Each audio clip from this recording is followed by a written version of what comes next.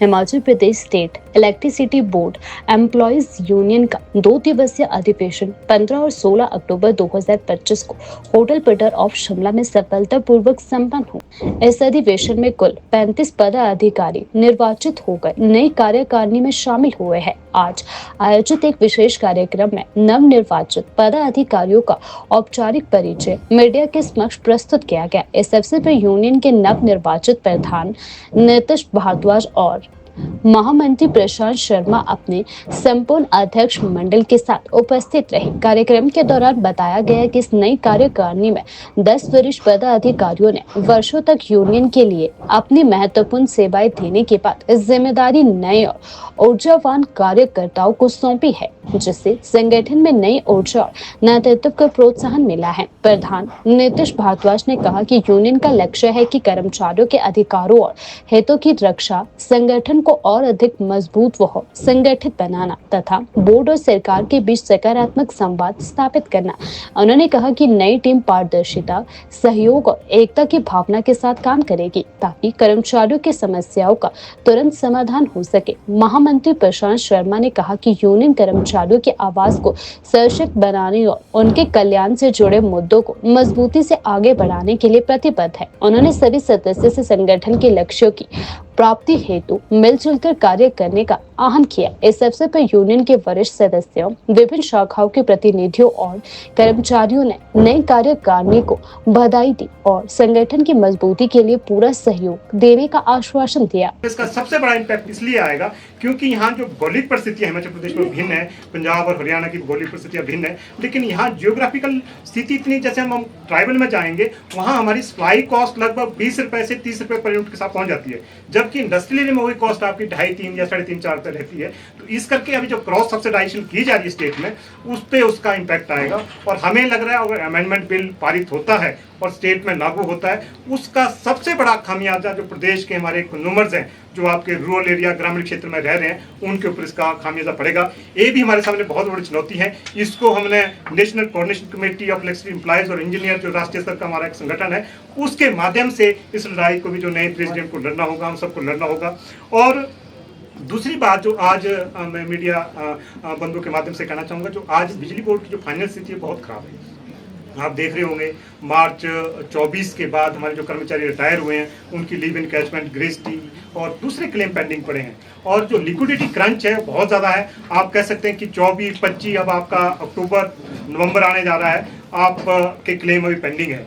इसका हमारा जो विश्लेषण है, यूनियन का विश्लेषण है, हमारा विश्लेषण बड़ा क्लियर है। इसमें जो सबसे बड़ा कारण है, एक तो जो गवर्नमेंट का रोल बैक है, जो सब्सिडी गवर्नमेंट सब्सिडाइज करती है, 125 यूनिट से नीचे के जो कंज्यूमर्स हैं, उसका रोल बैक टाइमली नहीं हो पा रहा है। ये सबसे बड़ा लिक्विडिटी का कारण है। और दूसरा सबसे बड़ा कारण जो आज हमारी बैलेंस शीट को हिट कर रहा है, वो उदय जो 290 करोड़ की उदय स्कीम है, वो डिफेक्टिव रूप से बिजली बोर्ड में उसको इंप्लीमेंट किया गया है। जबकि गवर्नमेंट ऑफ इंडिया ने उदय स्कीम में जो स्टेट गवर्नमेंट है उसको FRBM में, फिस्कल फॉर्म बजट मैनेजमेंट में, उसको बजट रिपोर्ट किया है। लेकिन उसके बावजूद भी 2016 में वो लायबिलिटी बिजली बोर्ड के ऊपर डाली गई है। वो लगभग 290 करोड़ की लायबिलिटी है। इस करके वो लायबिलिटी मेरी बैलेंस शीट में, बिजली बोर्ड की बैलेंस शीट में अपीयर हो रही है। उससे कहीं ना कहीं मेरी जो बोरिंग लिमिट है और जो मेरी रेटिंग है वो प्रभावित हो रही है। एक सबसे बड़ा कारण आज बिजली बोर्ड में फाइनेंशियल जो लिक्विडिटी है उसका है। तो ये भी हमारे सामने एक बहुत बड़ी चुनौती है। और एक तीसरी बात आज हम कहना चाहेंगे, आज जो बिजली बोर्ड में सबसे बड़ी चुनौती है वो शॉर्टेज ऑफ स्टाफ है। आज लगभग हमारा 28 लाख कंज्यूमर्स है स्टेट को, जिसमें बिजली कर्मचारी सेवा दे रहे हैं। एक समय था जब बिजली बोर्ड में तो 10,000 कर्मचारी हुआ करते थे और 6 लाख कंज्यूमर थे। और आज आपके ढांचे में कई गुना वृद्धि हुई है, कंज्यूमर्स में कई गुना वृद्धि हुई है, लेकिन आपका कर्मचारी 43,000 से 13,000 रह गया। ये हमारे सामने सबसे बड़ी चुनौती है। आप शिमला में देख रहे होंगे कि आज जो राउंड द क्लॉक जो सर्विसेज बिजली कर्मचारी देता था, जो बंद है, क्योंकि कर्मचारियों का अभाव है, शिफ्ट ड्यूटी के लिए कर्मचारी नहीं है। आज पूरे प्रदेश में लगभग 9,000 पद हमारे खाली पड़े हैं। इसमें 5,000 पद तो हमारे जो फील्ड स्टाफ, टेक्निकल स्टाफ है, उनके खाली पड़े हैं। तो इस करके बहुत बड़ी चुनौती है। मुझे लग रहा है आज जो प्रदेश का कंज्यूमर्स है वो भी देख रहा है, उसकी सेवाएं कहीं ना कहीं से प्रभावित हो रही है। तो एक बहुत बड़ी चुनौती है। हमारा सरकार से भी निवेदन रहेगा और बिजली बोर्ड की मैनेजमेंट से भी निवेदन है कि बिजली बोर्ड में तत्कालीन तौर पे जो नीचे आपका कमर्शियल है या टेक्निकल स्टाफ है, जो शॉर्टेज है, उसको भरा जाए, ताकि जो प्रदेश की जनता है उनको बेहतर सेवाएं जारी रखी जाए। ये हमारा यूनियन के सामने ये भी एक बहुत बड़ी चुनौती है।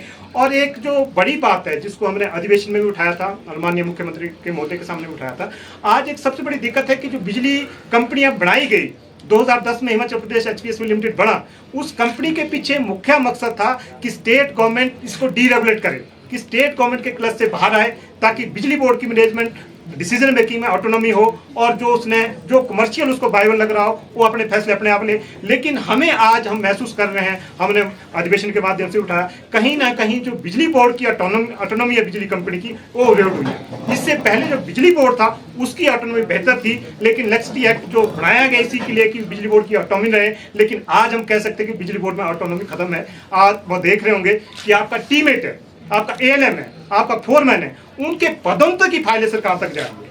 तो आप कह सकते हैं कि कितनी ऑटोनॉमी उस बिजली बोर्ड की मैनेजमेंट को फैसले लेने में। तो कहीं ना कहीं ये सारे इस तरह के और भी फैसले हैं जो बिजली बोर्ड के कंज्यूमर सर्विस को लेकर के हैं, बाकी फैसले हैं बिजली बोर्ड को जो बेहतर दिशा देनी है वो फैसले हैं, वो तमाम फैसले कहीं ना कहीं जो बिजली बोर्ड की डिसीजन मेकिंग है उसमें कमी आ रही है और उससे कहीं ना कहीं ऑर्गेनाइजेशन प्रभावित हो रही है। मुझे आज हमें ये भी लग रहा है जो हमारे नए साथी आए एक चुनौती है कि बिजली बोर्ड को ऑटोनॉमी आज प्रोवाइड करनी होगी ताकि ये प्रदेश के कंज्यूमर को बेहतर सेवाएं दे सके।